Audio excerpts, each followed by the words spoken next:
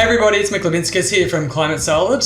We are recording the Mix podcast. One of the things I love doing is speaking to highly ambitious, incredibly capable climate tech entrepreneurs and founders. And today we're talking about Alchemy Charge and talking to Yasemin. Yasemin, how you going? I'm great. How are you? Yeah, good. Can you give us a quick intro? What is Alchemy Charge? I can. Alchemy Charge. What do we do? So we're a EV charging network. We're based here in Australia. We enable users to have level 1 charging. And I can go into that if you want. So, there's 3 levels of charging, levels 1, 2, and 3. Level 3 is what you see, the fast stuff on the side of the freeway, Sydney to Brisbane in a day. Level 2 is what you see out and about in shopping centres, council car parks, etc. And level 1 is the use of your portable charge cable. What Alchemy Charge has essentially done is monetize the PowerPoint. So you're able to plug into one of what we refer to as a smart point and pay for your usage. Roughly how long does it take to charge a car? Like if you're like level 1, 2 and 3, like what's the rough details? Yeah, this is probably one of my favourite questions. And it's probably because it's a slightly different mindset when you drive an electric vehicle. So it's no longer about going to the servo once a week and charging getting a full tank of fuel.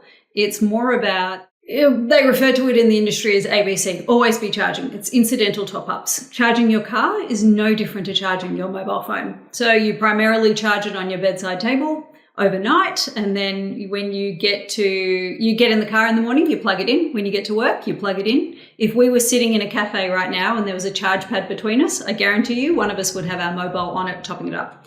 So it's no longer about letting your tank or your battery get to zero. It's about topping up as often as possible.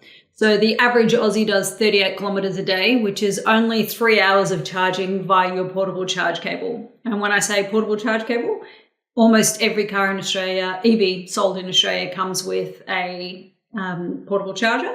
All you do is plug that into a PowerPoint, just a regular PowerPoint, nothing fancy. So tell us how all this started.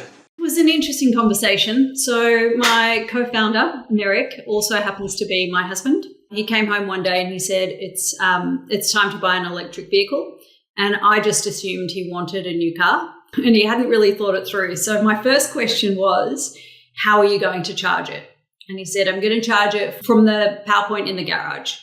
And I almost didn't believe him. I just thought, okay, he's telling me what I want to hear because, this is a big purchase. And it was actually in amongst pandemic. We had just had our now 4-year-old twins.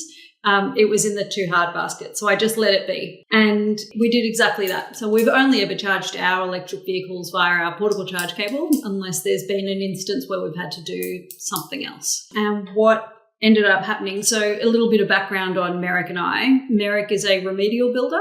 And what that means is that he doesn't build things, he fixes things. So concrete structures, that's his forte. He's been in concrete structures, so apartment buildings, for the last 15 years. I've worked with him for the last 10. And what that means is that we have a far too intimate understanding of strata in Australia. So when we're talking, all the different stakeholders, so you've got your landlords, your tenants, your strata managers, your committees, your, everyone under the sun. And then second to that, there's the psychology that goes with living in a strata building, the legislation, the processes, the procedures, and obviously the built environment, which we understand really well. So we kind of thought, okay, this is a great opportunity. We can take, EVs are on the way up. We understand the built environment. We can do EV charging. It was going to be just another strand of our business, our existing remedial building business. We walked into someone who is now one of our competitors, and we were shopping for a charger to install at our Brookvale facility. We were probably a little bit arrogant when we walked in because we were like, we're in industrial downtown Brookvale. We've got access to power. We don't really have a lot of limitations on what we need to feed into to be able to install this curbside charger. So we kind of walked over to the sales exec and said, how much for that one? And he just laughed and he said, don't worry about how much. Talk to me about how much power. And we were like, we've got 300 amp available. And he was like, well, you need 1,000 amp for that.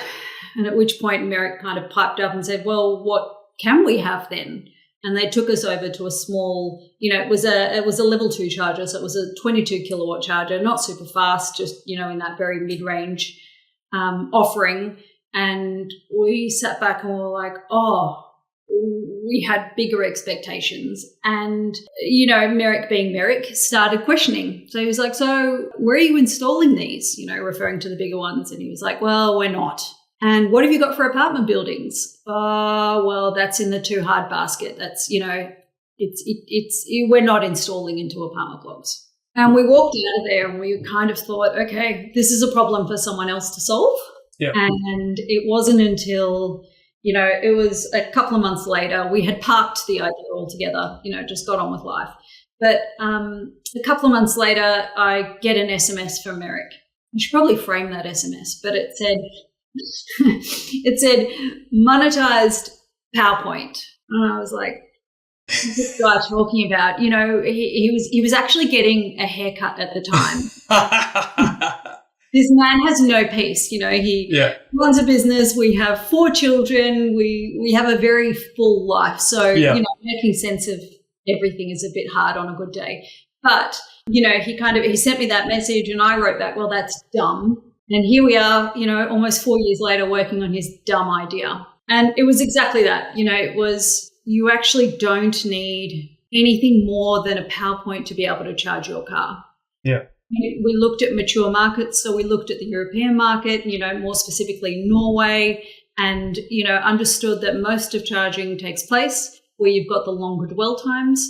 So at home or at work. And I think it's like 96% of charging is done at home or at work. And of that 96%, 63% is done via portable charge cable. And, understanding the limitations to Strata, we knew that we had found a very workable solution. Wow, amazing. Not the first and last time you're going to get a text message from him like that. But yeah, very glad you decided to jump in and go for it.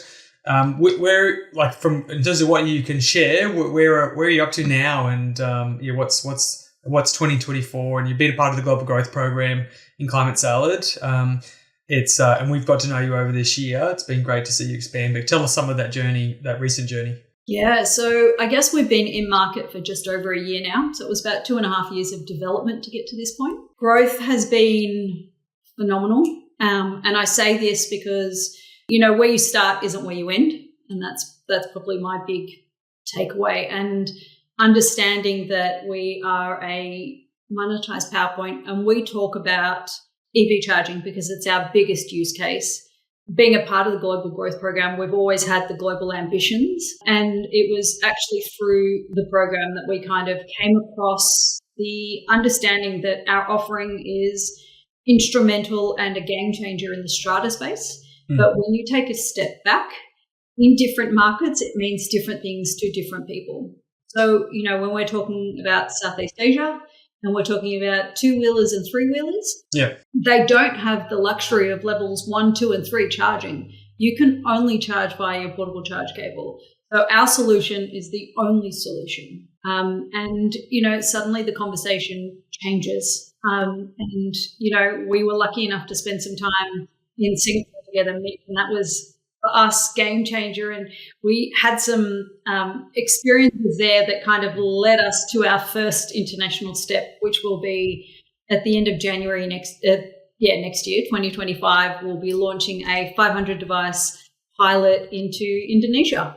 Oh, fantastic. I think one of the biggest reflections on the Global Growth Program is how incredible Australia is at producing innovations and entrepreneurship, but how different we are to the world. Like, there are 26 million people and a massive country. And even though Strata is obviously big in Australia, places like Indonesia with 280 million people and like the size of Victoria, really, like it's just the density of the world and also 2-wheelers, like as you said, significantly more 2-wheelers in the world, and a really, really big problem. And actually total game changer, right? Because 99% of those journeys are within 10 kilometers. So level 1 charging and just wherever you are, like it's such a different dynamic.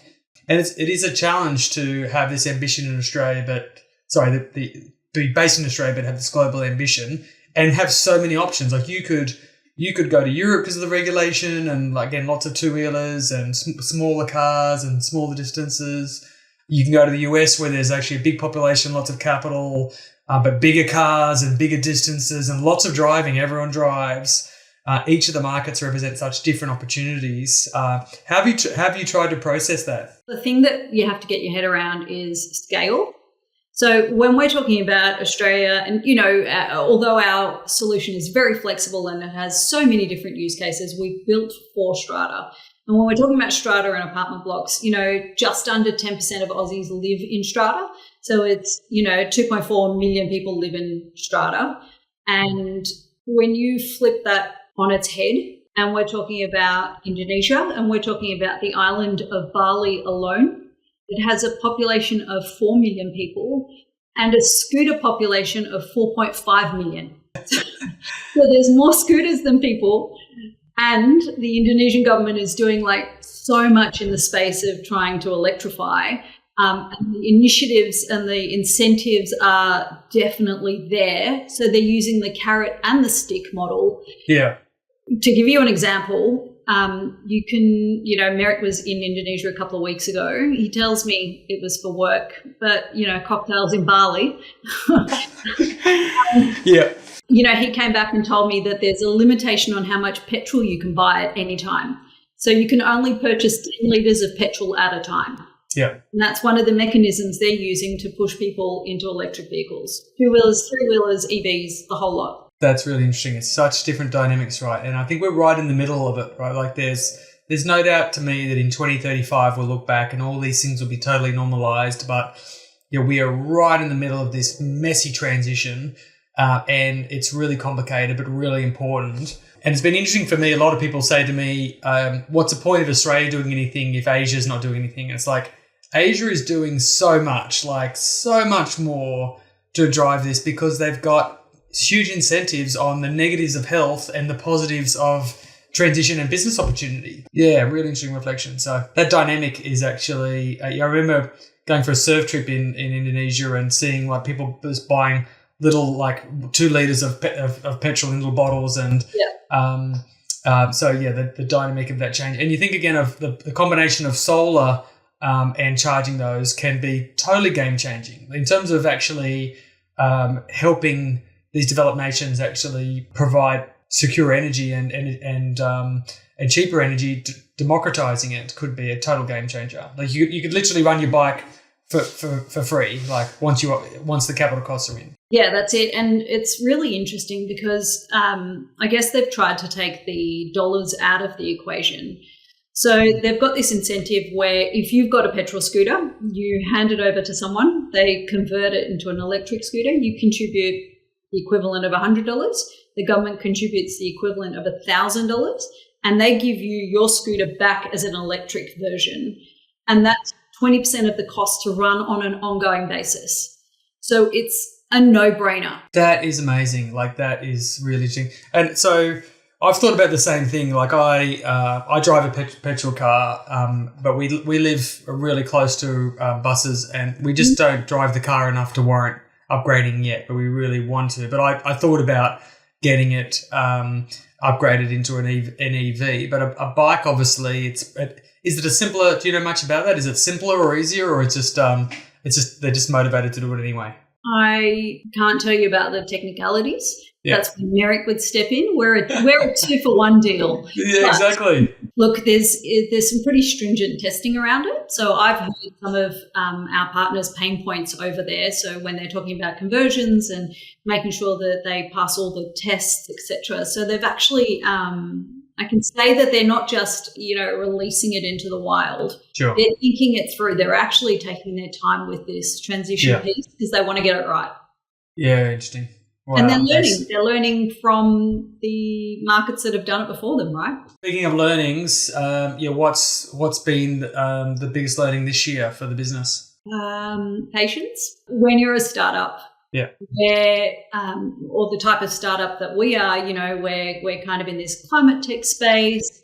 We're talking to organizations that we've met through Climate Salad or, other startups or other scale-ups that have the motivation and the energy and the agility to be able to make decisions quickly. And then on the flip side of the coin, you're talking to some really big players, and generally, they're corporate players, and they can make a real impact. So they can click their fingers and make a significant change in our world. Yeah. Whether I'm referring to, our little Alchemy Charge world or just, the world in general. Sure. And dealing with the larger organizations, I really just think that you have to respect their processes. And as a startup, that can be frustrating. Yeah, we often talk about impatience for action, but patience for results. So you've got to maintain the hustle, but the hustle doesn't. I think there's an expectation that hustle just brings instant results. And I think you're dealing in some tough worlds, right? Like infrastructure, Strata, the major partners around, like electricity is not something you can muck around with, right? Like you can. It's got to be done really, really seriously. And there's probably benefit of that in there because you've got to really commit to it. But there's also means that you can't just throw you can't just sell them online for everyone to go and throw this in your house, right? Like it's not a $15 toaster. You've got to really do that very seriously. Do you see partnerships as like key to your growth long term? Absolutely. We actually believe that partnership is our number one method of growth. We're heavily reliant on people taking action, as everyone is, but through partnership, we just feel like it's a win-win. And, Merrick and I are old enough and ugly enough, and this isn't our first rodeo. We won't do business unless it's a win-win-win. So it has to be a win for us, a win for our partners or our clients, and a win for Mother Earth because she always wins. She does. She wins regardless. It's about whether we hang around long enough. I think there's a lot of sense as well that these really, really big companies just don't care and they're not taking any action. In terms of what you've seen in conversations, obviously we'd like to see them take more action. But can you give us a sense of like what's the reality of these big companies? Are they taking this seriously? Yeah, I mean, my experience is they absolutely are. In some domains, they've been forced to. All the regulation changes, and they've had to take ownership of their supply chains or whatever it is, and that's definitely a motivator. But I also feel like, just on a human personal level, the teams that we've interacted with in these huge organizations, people genuinely care. Like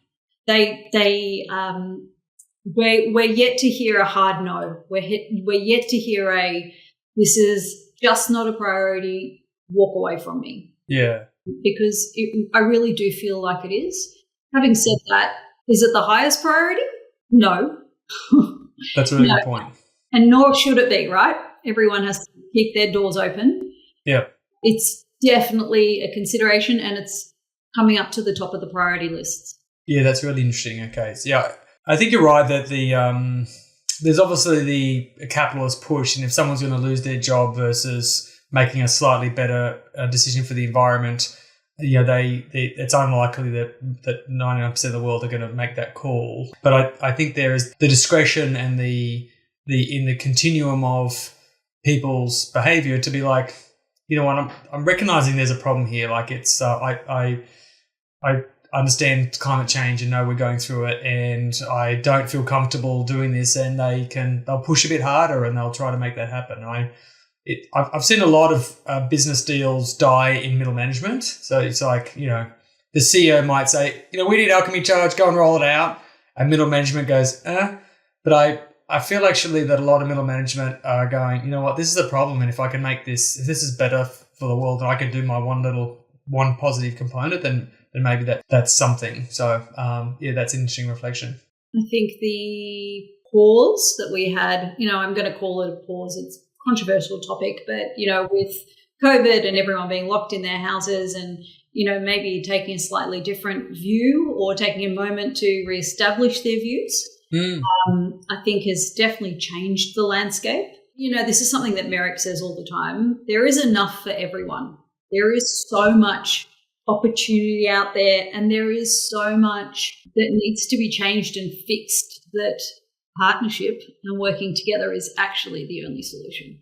I think that's right. I think what is frustrating is that once you recognise there's a problem and you can see a solution, we just want to get it adopted and deployed at scale. And I think the reality of most climate tech is that there are very few things that are simple. Like, that's it.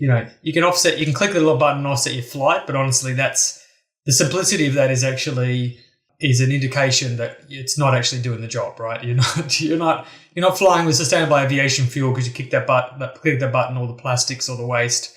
Like that, we've got the same thing of like just buying an EV doesn't solve the problem. That's right. Charge it from the grid, you're still better off, but the gold standard, the end game is to get the solar on your roof and get that feeding into your car battery, and then using that battery to power your home overnight. Vehicle to grid or vehicle to X is so unbelievably exciting. I think you're right. It's the other common thing you get from people is like, if it's not perfect, don't do it. And I think that's don't get an EV because it's going to be, it was made by coal-fired power plants and actually it's being charged by coal-fired power plants. Like, that's not a reason not to do it. Like, those things are going to get better too. You need to ratchet up on all fronts. Again, it's the same. Like, it's not like, well, all you need is Alchemy Charge and the whole world's problems, but Alchemy Charge just makes everything a bit better and easier. Yeah, and horses for courses. And would you want to be charging at an Alchemy Charge smart point on the side of the freeway going from Sydney to Brisbane? Absolutely not. That's where you need your super fast charging. You need your 350 kilowatt fast chargers that are going to get you in and out in 18 minutes, That's right. Especially with 4 kids in the back screaming. Kids in the car, exactly. Yeah. You've got a high motivational case study right there of us, like, there is... So motivated. That is, I think that's, there's so many interesting dynamics of that and second order effects which are changing. Are there other markets around the world? I know Scandinavia been really, really fast moving ahead of the curve in terms of EVs. China, obviously a lot of the cities are really, really moving. Have you seen some of those markets that are on the other side of growth that might help you in terms of thinking about how you roll this out? Yeah, absolutely. I mean, China just takes the cake. They've totally blown everyone else out of the water. All the market data that I see, everyone else on the graph is down here and China is doing these ones, But at the same time, when we look at mature markets, we've spent a lot of time looking at the European markets. So, if we're talking about the UK, we're talking about curbside charging. So they're definitely taking the lead in curbside charging, or taking the initiative with curbside charging, because they're dense urban areas where they cars don't have the luxury of having parking. And, if you take a step back in Australia, 40% of cars are homeless. So, in Australia, we have not as big a problem, but we have a similar conversation. So you really need to take the opportunity to learn what they're doing and then transfer it across. Yep. In the 2-wheeler and 3-wheeler space, it's the Southeast Asian markets. We're looking at what they're doing over in India. How can we do it differently? How can we add value? It seems like a lot of our value will come from product quality and safety. Yeah. So, where our product, our shell is a Clipsal Schneider shell. We spent 2.5 years selecting this particular shell, not just the shell, obviously it was the entire product development, but, there's very specific reasons why we chose it, safety, the environment, Schneider is an impact-driven organization, what happens at the end of life, recyclability of the products. Yeah. And they're considerations that sometimes don't come into other markets. Mm. And, and that's that probably reflects on what you were asking earlier, right? So, yeah, horses for courses. Horses for courses. Amazing. Like, it's really been, again, incredible to get to know you this year and see the journey the business is on. Tell me about next year. Like, what can you share about the bold plans?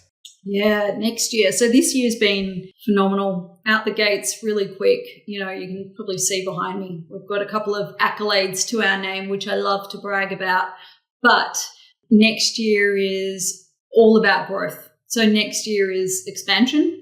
Next year is getting into the market. I can't quite say yet, but we've got a few plans to shake things up. Next year is all about just that, we've got our range of products. We've embedded everything. We understand our markets. It's all about heads down, bums up, go. Fantastic. That's amazing.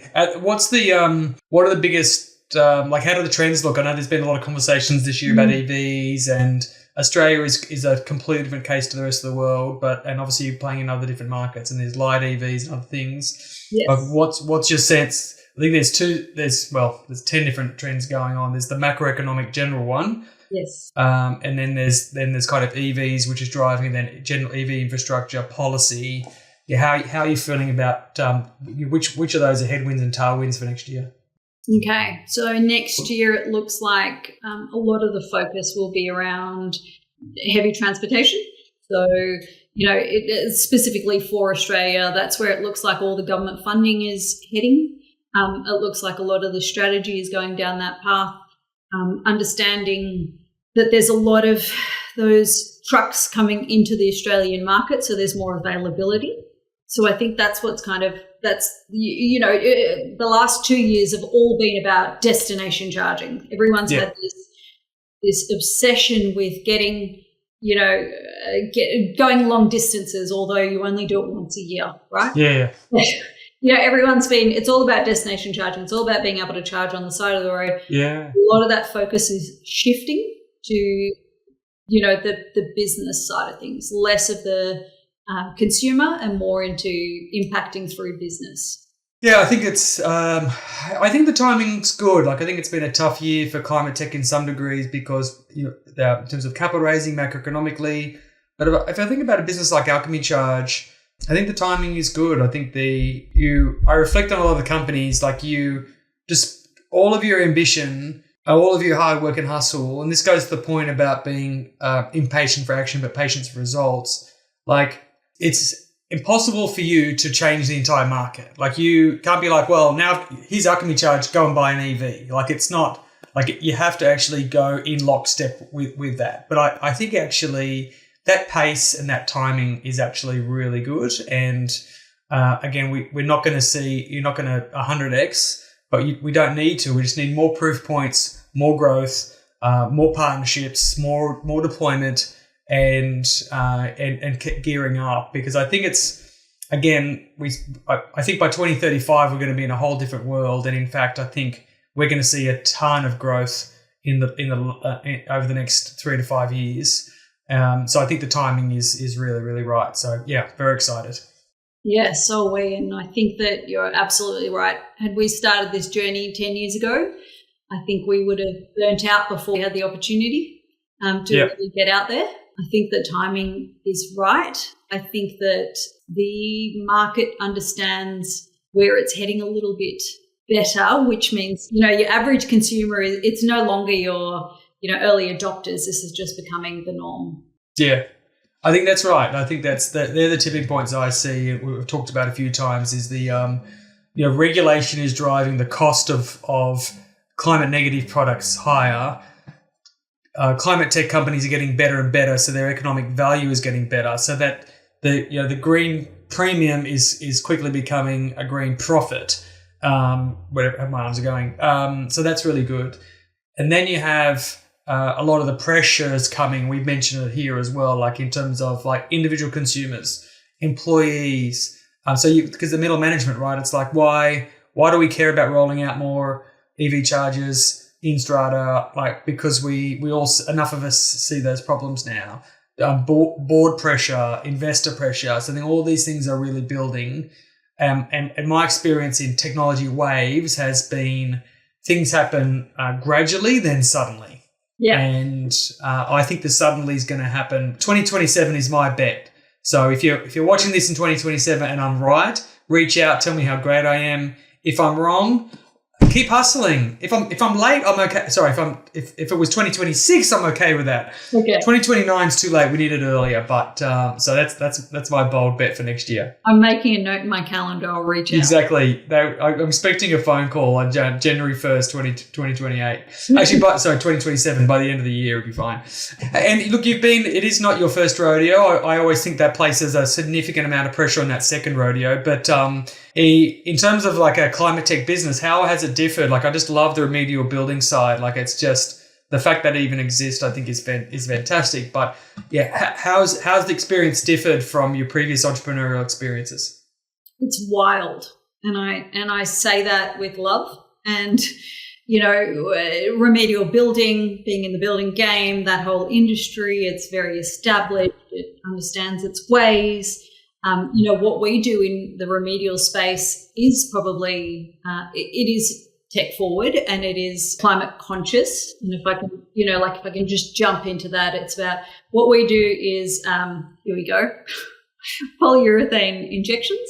So what we can do is we can seal a water crack, a crack in a concrete slab, instead of replacing everything above it. So if you've got a terrace that sits on top of a lounge room, instead of going up into the terrace and taking off the tiles, the screed, the waterproof, and putting it all back down, causing all of that rubbish that goes into landfill, we can go in underneath and at high pressure insert our resin that will, its viscosity is like water, so it'll follow a crack to the hairline, and you've fixed the problem quickly, simply, cheaply. So that's kind of always been our motivator. So that's similar in both the businesses, in both veins. But, going into construction, you go out, you do a quote, someone comes back to you with a work order, you schedule the work, you do the work, you invoice it, done. You can pay your rent and you can pay your school fees. Yeah. Alchemy Charge is a little bit different. Yeah, totally different. Yeah, totally different. And, when you spend so long developing the product and then you're going out and educating the market and, I don't need to educate anyone on what a water leak is. Everyone understands that problem. But educating someone on understanding the difficulties of installing, super fast charging in an apartment setting, you have to explain the electrical backbone. You have to explain the limitations on power that comes from the grid. You have to explain the amount of, OPEX or CAPEX and OPEX that the Strata committees have to put in on an, initial and ongoing basis. You have to explain how long it takes, the complexity of it all. It's a very different conversation. Amazing. Yeah, but nothing's ever lost, right? There's so many lessons that we learned from remedial building transfer straight across to this. And, I say that Alchemy Charge will be our last climate tech startup. But I think deep down inside, I know it won't be. Merrick's going to get a haircut one day. He's going to text you and say, what if on Mars we're doing this? Like, you're like, yeah, sounds good. Let's go to Mars. I think that's definitely going to happen. That's a really good story in there. I'll put that in my calendar for 2035. Let's see where we're living then. Yeah. One thing we love to do is encourage people who are passionate about building climate solutions, who've got an idea but might be sort of sitting there wondering, like, how to get going on this. Like, any thoughts of advice, less like applying those lessons learned for someone getting started on this journey in building climate tech solutions? Yeah, absolutely. Look, the highs are high and the lows can be low. Yeah. And sometimes those lows can come in thick and fast, but you've got to know your why. You've got to know why you're doing this. And as long as you know why you've set out to make this change, have this impact, develop this idea, build this business, whatever it is, you come back to that. It helps with that, it's a roller coaster. I said it, it's wild. It's so fun. I get to meet people like you and, everyone else that I've gotten quite close to through the Global Growth Program with Climate Salad. And, going to networking events and then meeting someone who will be, they'll come up to you and, this is a very real conversation I've had. They'll say, I don't, as an organization, we don't own petrol stations. Why should we own EV chargers? Like coming up against that wall and making it your ambition to explain to them, this is why I do it. I don't know why you're going to do it, but I'd love to see you on the journey. It's a really interesting reflection because when I see a fairly public post about something, and there's been a lot around obviously about nuclear and other things, and I'm like, don't read the comments. And I'm like, I read the comments and it's like, oh, I shouldn't have read the comments. And, I don't know whether I'm just lacking the courage to go and, fight that fight and sort of push back. Partly I'm like, I'm not gonna change that person. Yeah. My view is if I can spend time with you and helping Alchemy Charge grow, like I don't have to worry about the other person. Like one day they're gonna rock up on holiday somewhere up at Port Macquarie. They're gonna get to the parking space and they're gonna have an EV, even though they said they'd never ever buy one. They got it because it's $400 to fill up your petrol car and $2.50. And they're just gonna scan it and they're gonna go, yeah, that was easy, that was awesome. Yeah. And they're never gonna go, this is a great climate tech solution that I'm using for the environment. They're like, this just works. And I'm like, just go and make better products. And I think I feel like that's the journey we're on now. Don't read the comments. That's the answer. Don't read the comments. Focus on, the beauty again of Climate Salad is everyone there is for climate solutions. Everyone's positive. Everyone's collaborative. And, definitely not my first rodeo. I'm so old. I actually run rodeos now. That's how old I am. The positivity, I've never experienced before, right? In other industries, I've had startups who are like, we're almost the same. I hate you.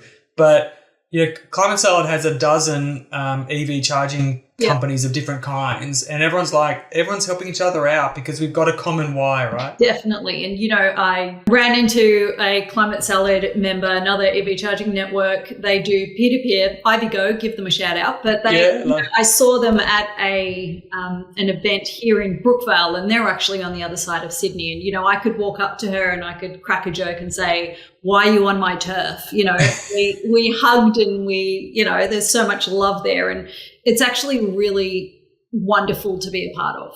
It is really, really awesome. And look, thanks so much for sharing your journey and experience so far. Looking forward to some incredible growth in 2027. Thanks again for being a valuable member. Again, the one thing we talk about as well is this is the charter of Climate Salad is give before you get. And that this, even though you're part of a program, we expect everyone to contribute, and you've been a really great contributor to that. I want to give a big shout out of thanks to the New South Wales Department of Climate Change, Energy, Environment and Water, who've been the ones who supported this New South Wales program and allowed us to operate this with you. Again, thanks again for sharing and all the hard work with Alchemy Charge. Looking forward to a big 2025. Absolute pleasure. Thank you.